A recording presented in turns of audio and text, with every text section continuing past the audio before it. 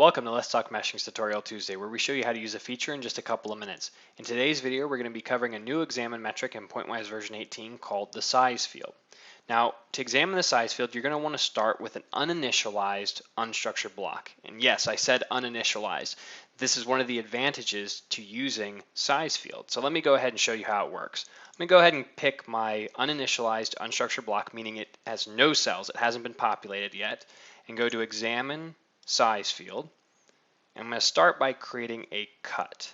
I'm going to create a Y-plane cut, and we're going to turn down this max to about 0.5 meters.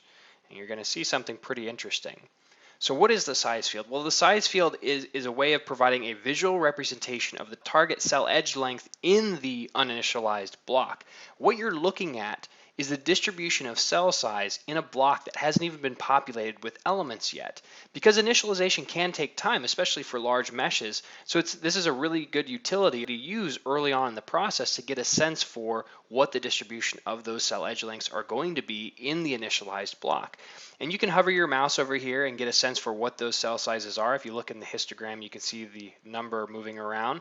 So around here, this is about 0.068 meters or 68 millimeters. So we move out here about 0.2 meters, about half a meter, a little more out here. So you can see that those cell sizes are growing pretty rapidly away from the aircraft. And what I'd like to do is track some tip vortices. And in order to do that, I'm going to need some additional refinement behind those wing tips. So I've gone ahead and created what are known as grid sources, and we'll talk about those in another video, but I'm going to go ahead and enable those.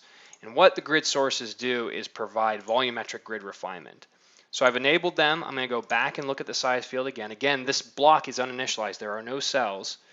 And if I take that same cut, the Y-plane cut, you can see the effect of those sources. You can see clearly that they have added some additional refinement behind those wingtips. So now what we can do is, rest assured that we have the refinement that we want when we go and initialize the final unstructured block, and we should have a distribution of cell sizes very similar to what we're seeing here when examining the size field.